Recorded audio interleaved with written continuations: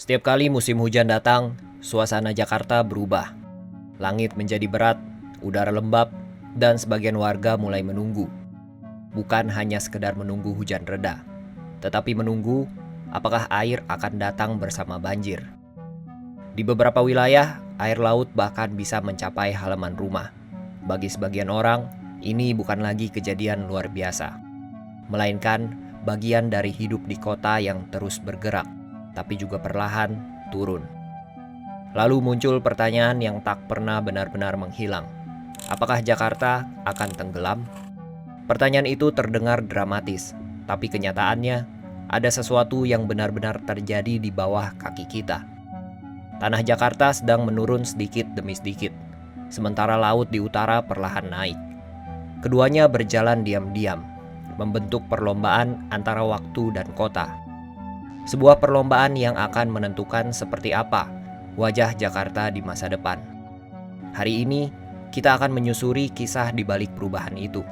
Bukan untuk menakut-nakuti, tapi untuk memahami apa yang sebenarnya sedang terjadi pada kota ini dan pada kita yang hidup di dalamnya.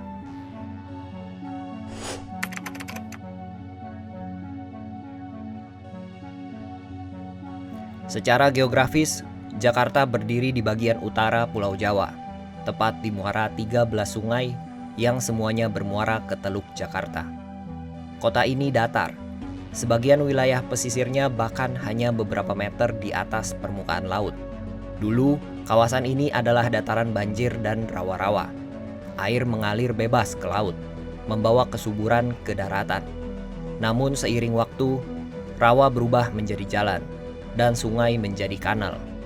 Gedung menjulang, jalan dilebarkan, dan tanah yang dulu menyerap air kini tertutup oleh beton. Pertumbuhan yang cepat membuat alam tak sempat menyesuaikan diri. Sungai-sungai yang dulu lebar kini menyempit. Air hujan kehilangan tempat untuk meresap. Dan sistem drainase kota tidak lagi cukup untuk menampung curah hujan yang semakin ekstrim. Maka setiap musim hujan, Jakarta selalu bersiap. Kadang banjir datang dari langit, kadang dari laut. Namun belakangan, ancaman terbesar justru datang dari arah yang jarang kita perhatikan, dari bawah tanah tempat kota ini berdiri.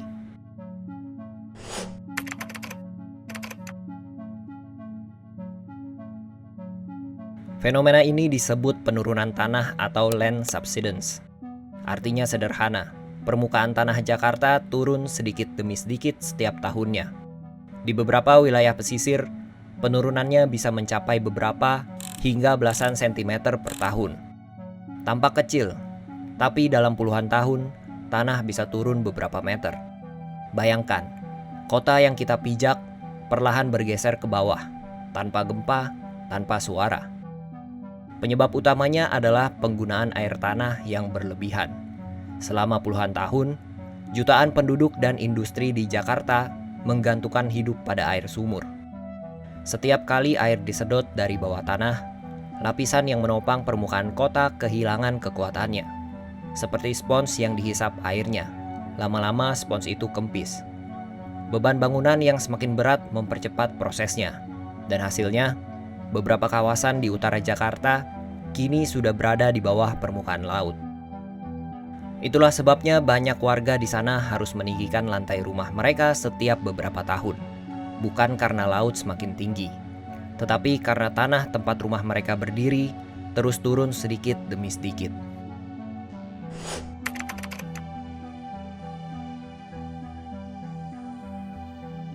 Sementara tanah terus turun, laut pun perlahan naik. Kenaikan permukaan laut akibat perubahan iklim kini terjadi sekitar 3-4 mm per tahun. Kedengarannya kecil, tapi ketika tanah turun beberapa sentimeter per tahun, perbedaannya menjadi sangat terasa. Kombinasi dua hal inilah yang menciptakan ancaman paling nyata bagi Jakarta. Air laut semakin mudah masuk ke daratan, terutama saat pasang tinggi atau badai. Fenomena ini disebut banjirop, air laut yang menggenangi daratan meskipun langit cerah. Di kawasan seperti Muara Baru, Pluit, dan Penjaringan, rob bukan lagi kejadian tahunan, tapi bagian dari keseharian. Jalan yang dulu kering kini tergenang. dan warga harus beradaptasi dengan meninggikan rumah atau membangun tanggul kecil di depan pintu. Mereka hidup di garis tipis antara laut dan daratan, di kota yang perlahan tapi pasti semakin rendah.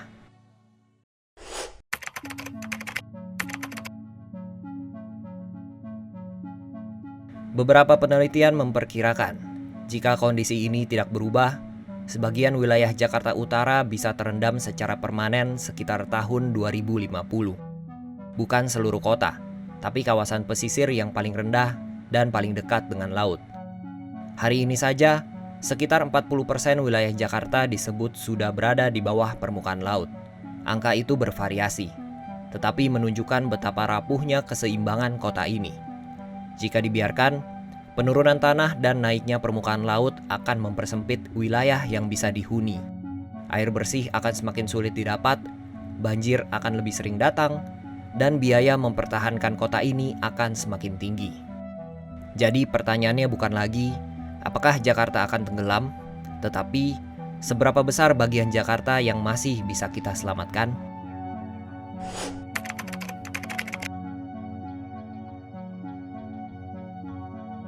Meski situasinya serius, Jakarta tidak menyerah.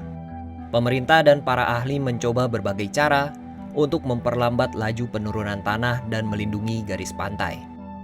Salah satunya melalui pembangunan tanggul laut raksasa, sebuah proyek besar yang dirancang untuk menahan tekanan air laut di utara kota. Selain itu, penggunaan air tanah mulai dibatasi. Jaringan air perpipaan diperluas agar warga tak lagi bergantung pada sumur bor.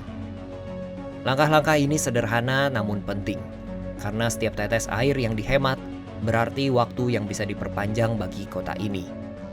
Namun, perbaikan teknis saja tidak cukup. Perubahan juga perlu datang dari perilaku, dari cara kita menggunakan air, membuang sampah, membangun rumah, dan memperlakukan sungai. Di tengah semua itu, pemindahan ibu kota ke Kalimantan juga menjadi bagian dari strategi jangka panjang. Bukan untuk meninggalkan Jakarta, tapi untuk memberi kota ini ruang untuk bernafas dan diperbaiki perlahan. Namun pada akhirnya, tak ada kebijakan atau proyek besar yang bisa berhasil tanpa kesadaran dari mereka yang tinggal di dalamnya.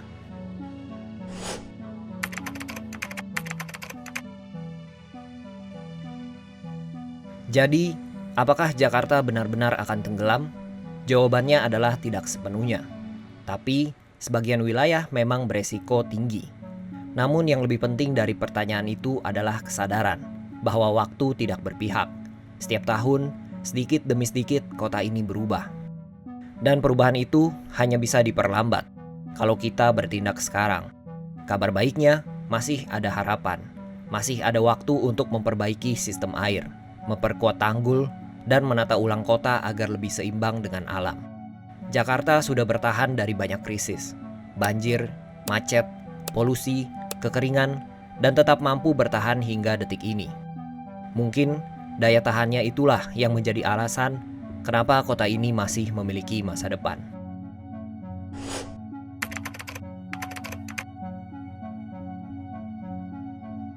Kisah tentang Jakarta bukan hanya tentang kota yang tenggelam, tapi tentang manusia yang tinggal di atasnya. Tentang bagaimana kita belajar berdamai dengan alam, yang perlahan menuntut kembali keseimbangannya. Mungkin inilah saatnya kita melihat Jakarta bukan sebagai korban, melainkan sebagai cermin. Cermin dari peradaban yang tumbuh cepat, tapi kadang lupa berpijak di atas tanah yang rapuh. Karena pada akhirnya, masa depan Jakarta tidak hanya ditentukan oleh laut yang naik, tetapi oleh sejauh mana kita mau menahan diri dan menjaga kota ini agar tetap berdiri di atas air, bukan di bawahnya.